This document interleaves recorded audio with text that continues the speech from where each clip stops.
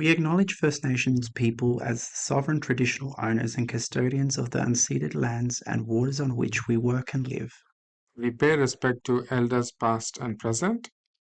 We respectfully recognize all Aboriginal and Torres Strait Islander peoples, their cultures, and their heritage. We acknowledge past, present injustices and commit to standing in solidarity with First Nations people. The following episode explores themes of racism and racial vilification. Listeners' discretion is advised.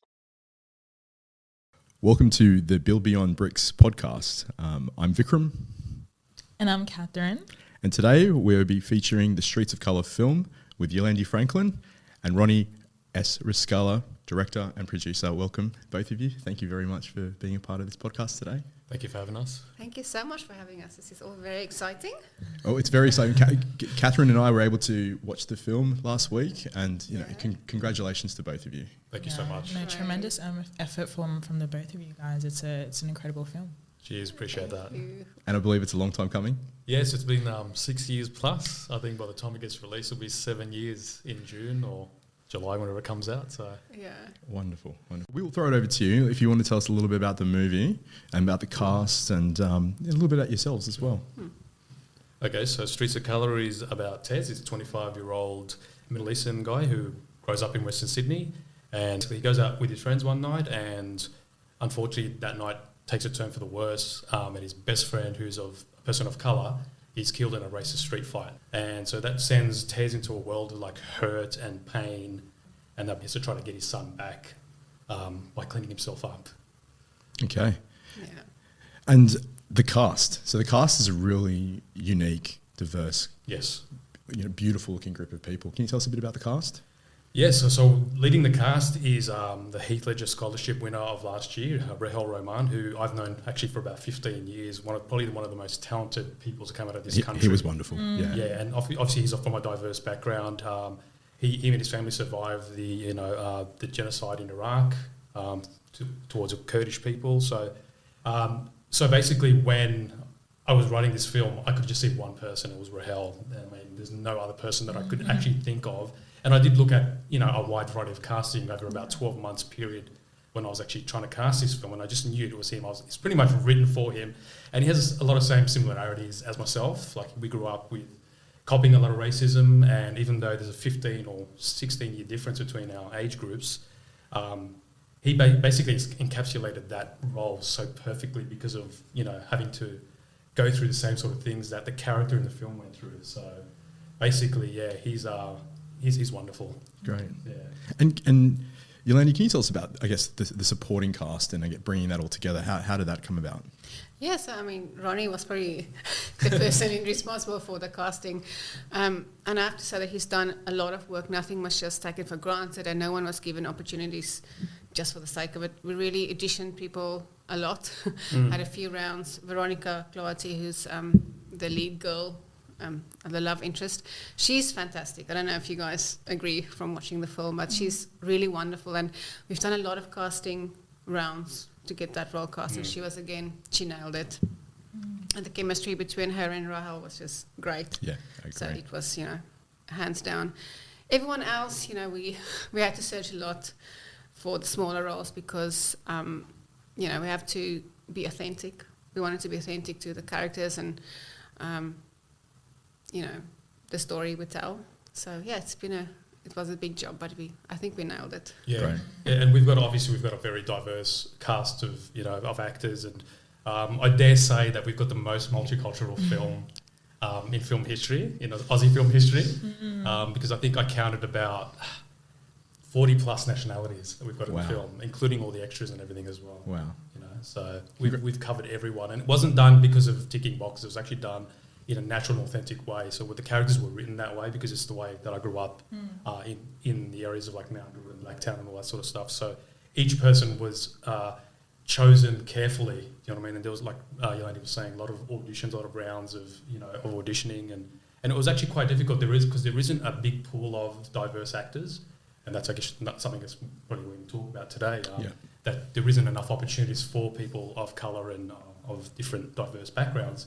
So it took me 12 months to actually cast the whole film just to find those authentic, real sort of actors. Wow. To feel those characters. A real labour of love. Yeah. Yeah, for sure. Yeah. And can you tell us a bit about yourself? So I know Yolandi, 30 years plus experience in film and producing. Ronnie, yourself as well. How did you get into film?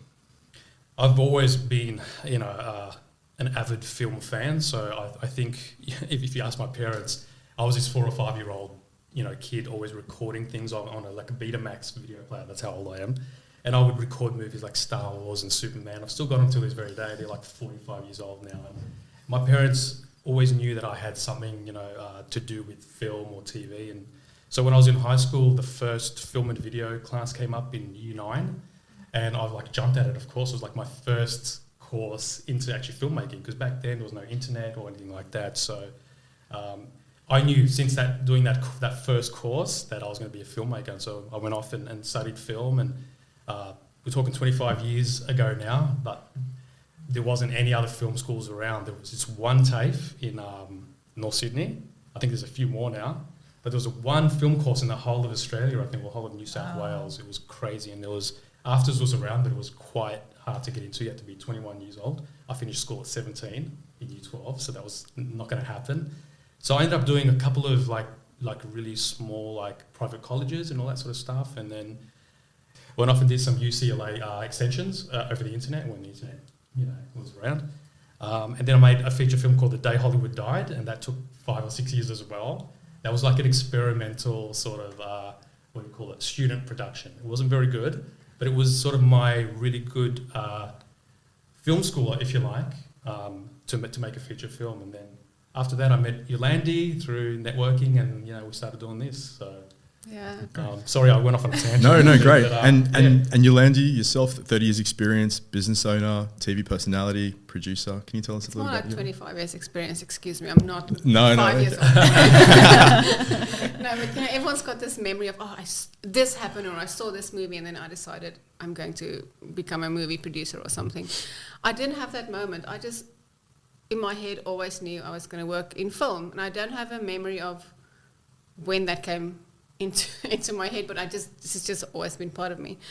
When I had visual arts at school and we had to do painting, I would paint something about a movie. We have to do a sculpture, I would make the Titanic with, the cast on it, and always something to do with movies. And even in English, creative writing, I would write about movies.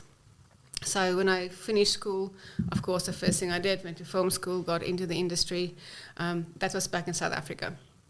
So did that for a few years there, and then mostly, documentaries, TV commercials, music videos, and then came to Australia, same thing, TV commercials, music videos, and then finally started a lot of short films as well, like probably 100 short films.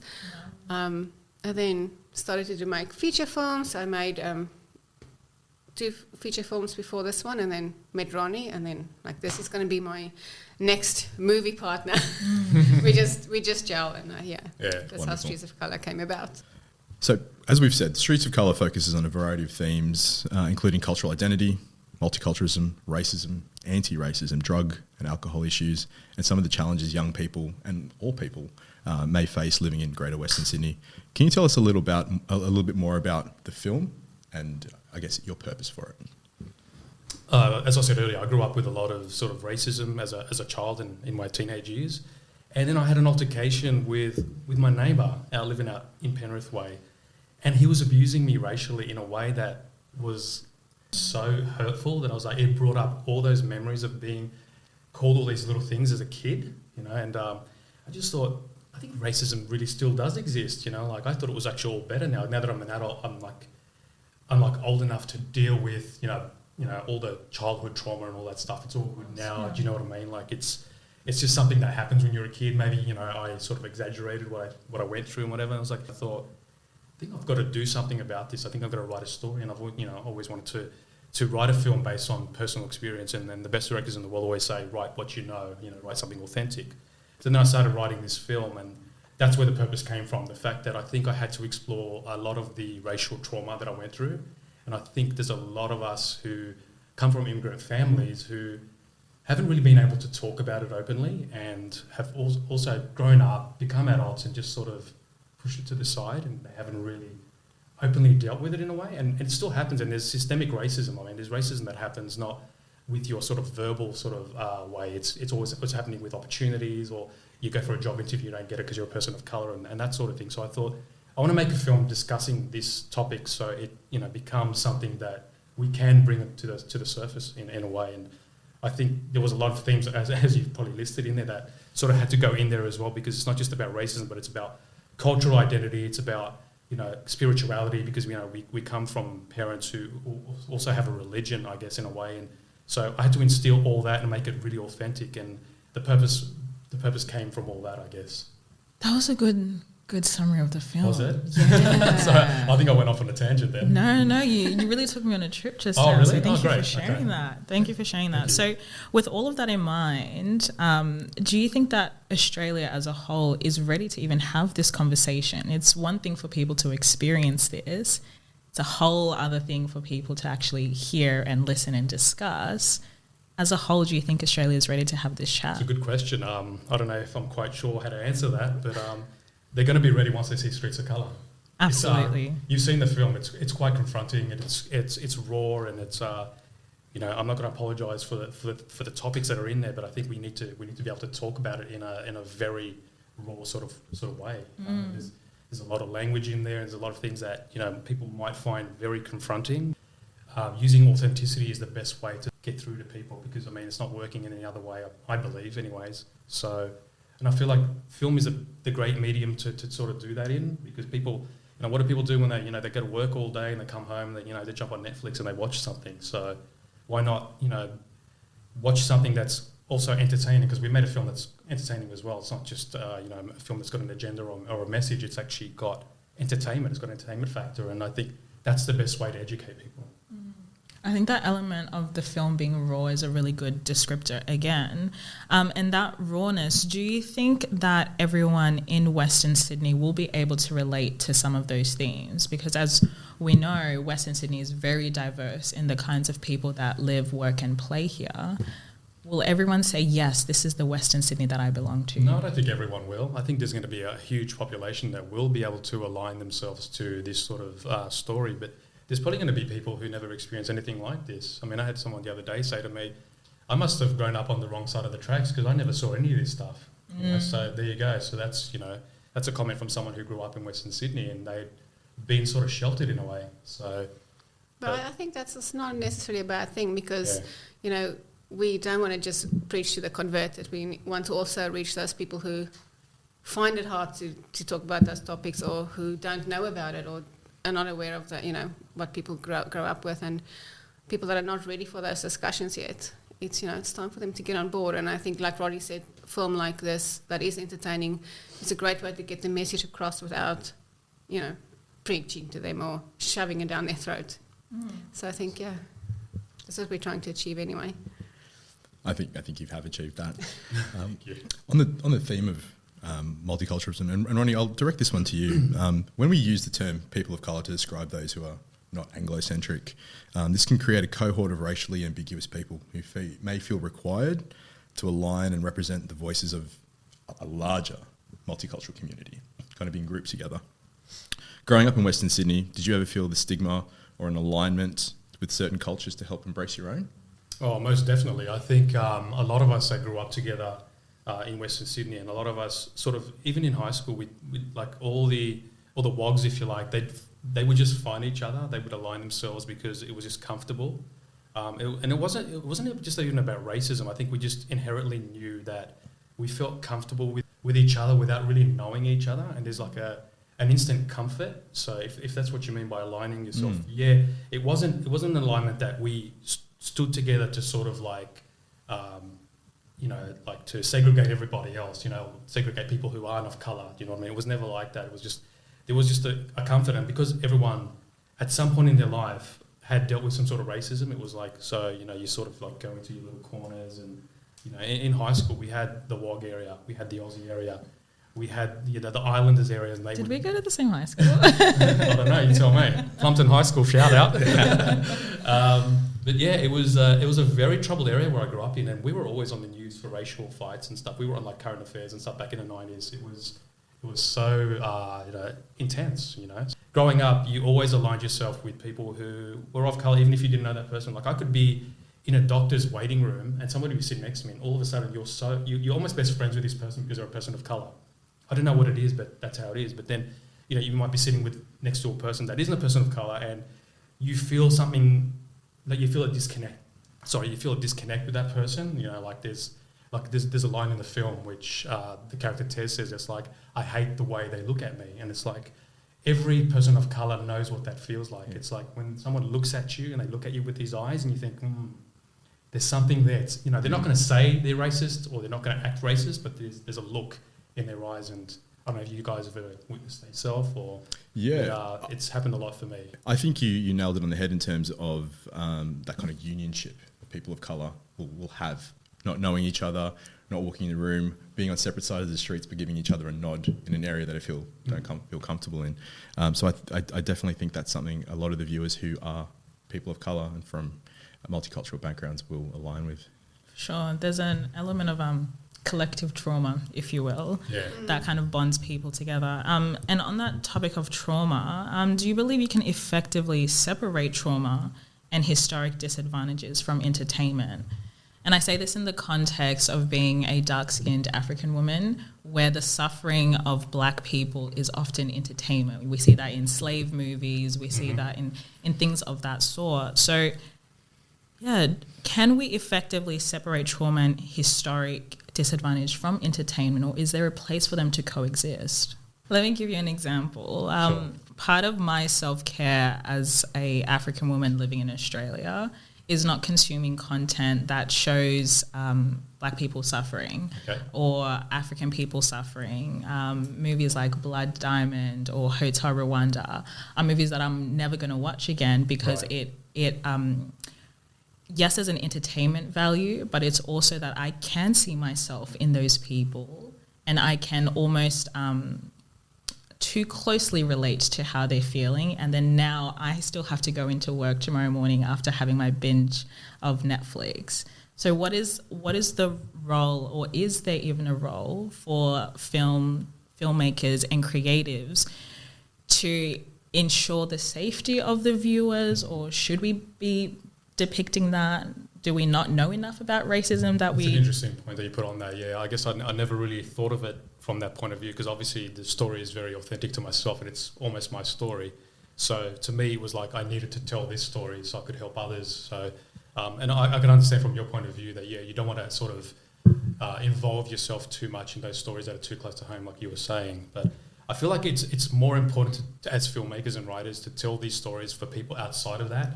So then the racism sort of stops and it sort of opens up that dialogue for people to be able to go, hey, I didn't realise that, African females went through that, or Middle Eastern people were dealing with these sort of topics, So it may be painful for the people who are depicted up on screen, but I think it's more important for people to have a window into what it looks like.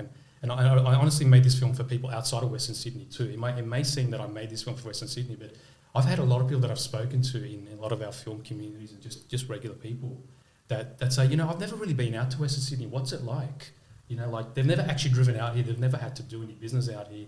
They don't know what the culture is like. And if we don't have these stories on screen, then people don't know what it's like. And then all of a sudden, you're judged just from being Western Sydney because people have heard that Western Sydney has, sort of a reputation, whether it's bad or good, whatever it is. But I think it's more important to be able to depict these stories so people outside of that can learn and maybe educate themselves into, knowing what we're actually going through. Beautifully said. Thank you. I guess in that way it's not necessarily entertainment, because I think social impact films like this, it's entertaining, but it's not, it's not the sole purpose of it.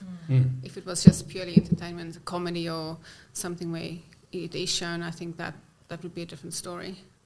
Yeah.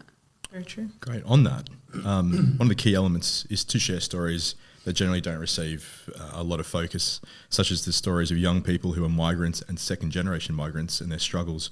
Why is it important for you to tell this story, and why is storytelling important in general when it comes to Western Sydney?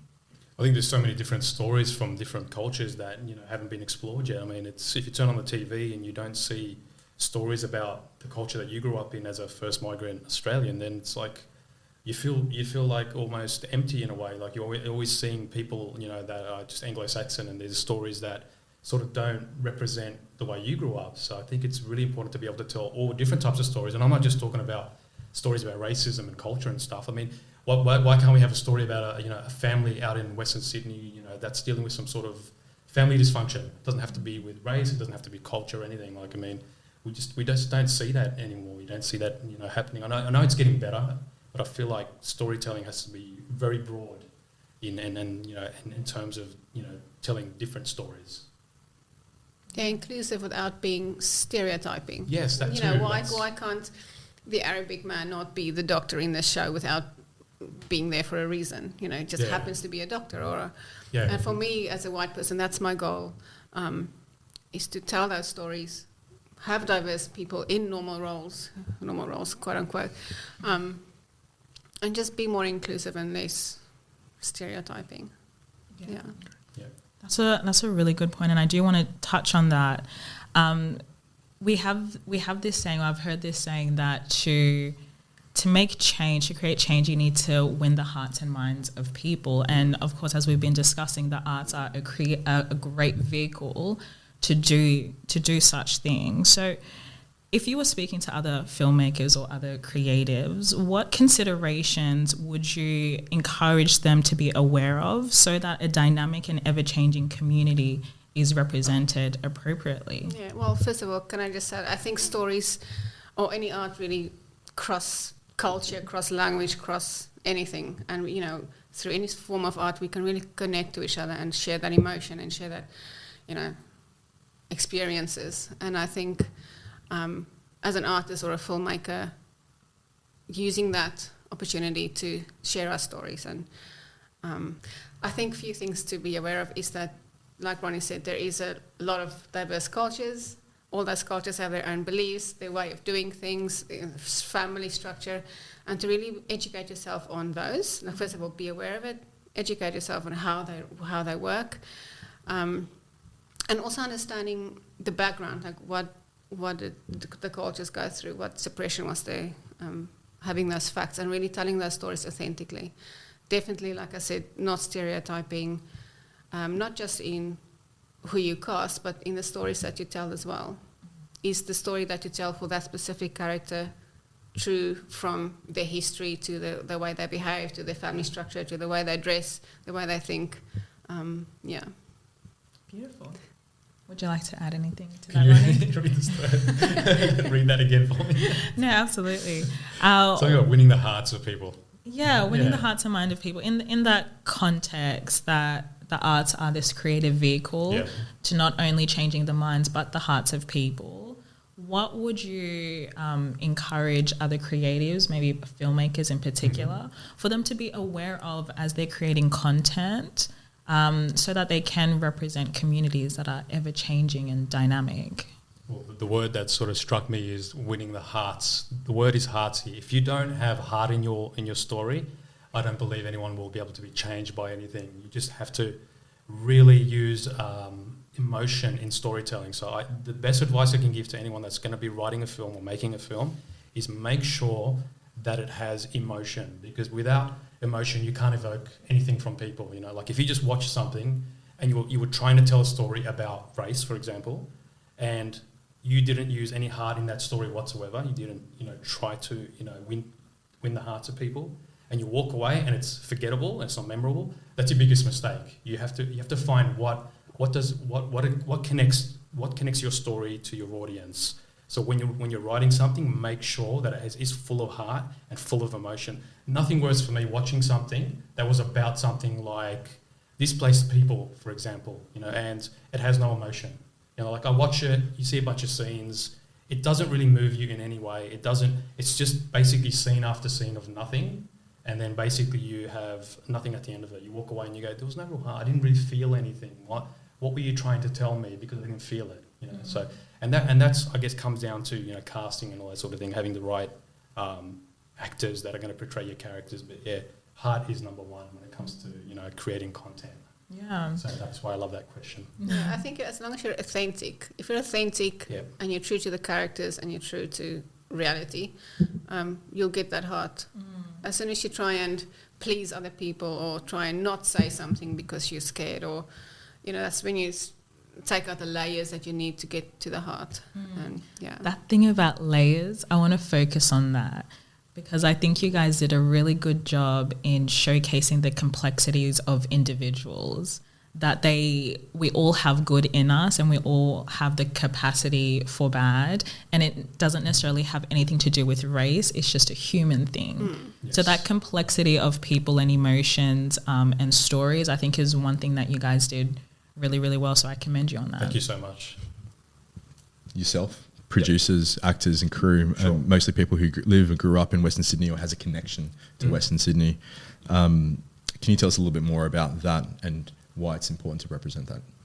Well, I think it's hard actually finding Western Sydney filmmakers in the first place, and actors and all that sort of stuff, because all the acting and film hub is pretty much in the city, isn't it? So finding other filmmakers and people who, you know, want to work in the film industry is really important. So I think there's some great filmmaking hubs out here now.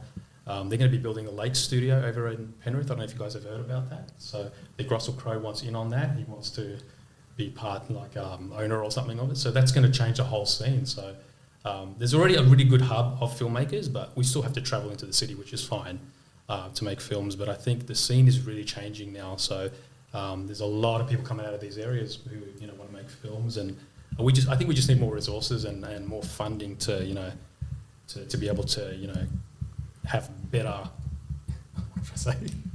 to try to make better films and have more stories coming out of the area. Have a better voice coming out of the better area. voice coming out of the area. actually, I think Western Sydney has a lot of stories and a lot of great talent, like more than anywhere else, I believe, because I think everyone has so much depth and so much to say and so much emotion in their art, and I feel people become artists because they have those emotions and they have those things they want to express, which makes great art. And I think, like Ronnie said, they just don't necessarily have the funding or the opportunities to show the world what they can make.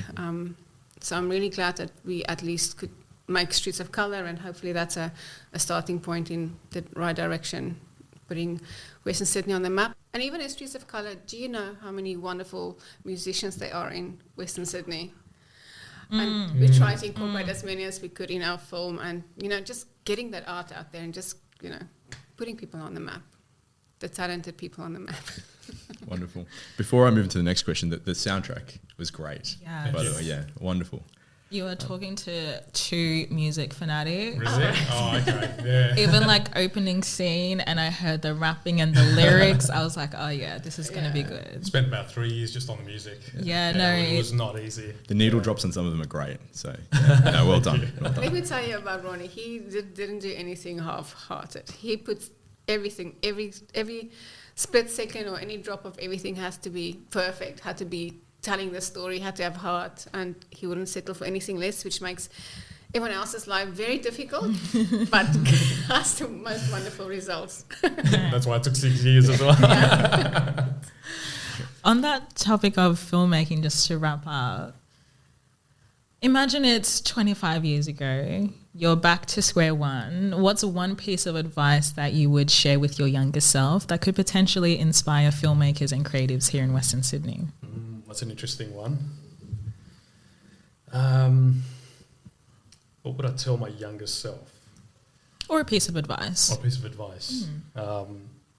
Make more films.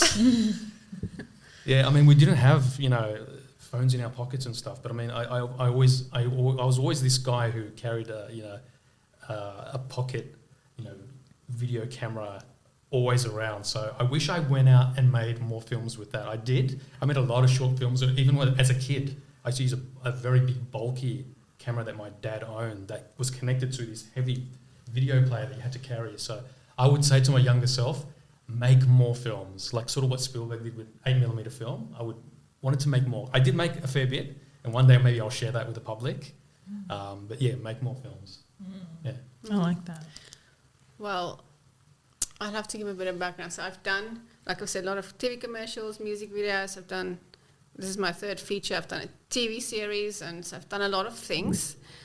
But it's only now that we're doing this movie and my next movie, which is also, you know, culturally focused, that I feel like I'm happy with the product. I mean, I was happy with the other ones, but in my heart, I feel connected to it more than the other ones. So I wish I did that from the start. So my advice to filmmakers or to any artist would be persistent, keep going, but be true to your vision and true to the reason you became an artist, and tell those stories through whatever art form. Yeah. Beautiful. And just be passionate about everything that you do. Like there has to be passion. Without passion, Yeah. I mean, passion, I mean, if you look up the word passion, it's to suffer for, you know. If you're not suffering for your film or your story, then it's not worth telling. Because without passion, you're just going to get something that's just ordinary and it's not going to connect with people. And that's brilliant advice. Persistent and storytelling. And passion. And passion. So we're going to wrap up and close it up. And one of the last questions we have to you touches on a little bit what you were saying, Ronnie, about population growth and the population of Blankstown and what Western Sydney is as a bit of an engine room to the rest of New South Wales, the Greater Sydney and Australia. Western Sydney actually contributes to 1/3 of Australia's economy. I'm not sure if you both knew that, Wow. which is huge. It's massive. It's huge. What are your hopes for Western Sydney's arts and cultural scene, which could benefit from more investment into the talent of our artists, creative minds and voices? What do you hope that I think happens? more government funding, of course. You know, like I was saying earlier, having a hub of Western Sydney, so you know people don't have to travel as far, and being able to make stories from where you live instead of having to always travel so far away. But government funding is probably number one out in Western Sydney, which I think is starting to happen, but it needs to be more. You know, there needs to be a bigger conversation about it. Yeah, and more opportunities, funding and opportunities. But like I said, it is starting to happen, but it needs to. There's a long way to go. Still a big gap. Yeah. One thing that our listeners can do is support Streets of Colour by seeing it when it comes out and do our part. Thank you so much. Thank you, and share it everywhere. Tell your friends. All your socials, everywhere. Ronnie, Yolandi, thank you so much for your time. Your film was incredible. Congratulations, and we're looking forward to the release. Yes, Thank you Thank so you much, so guys. much. Thanks for having us. Thanks for listening to Western Sydney Community Forum's Build Beyond Bricks podcast. Streets of Colour is available in select cinemas. And for more information, visit www.frankendipity.com. For more information about the Build Beyond Bricks podcast and how you can collaborate, please send us an email at info@wscf.org.au.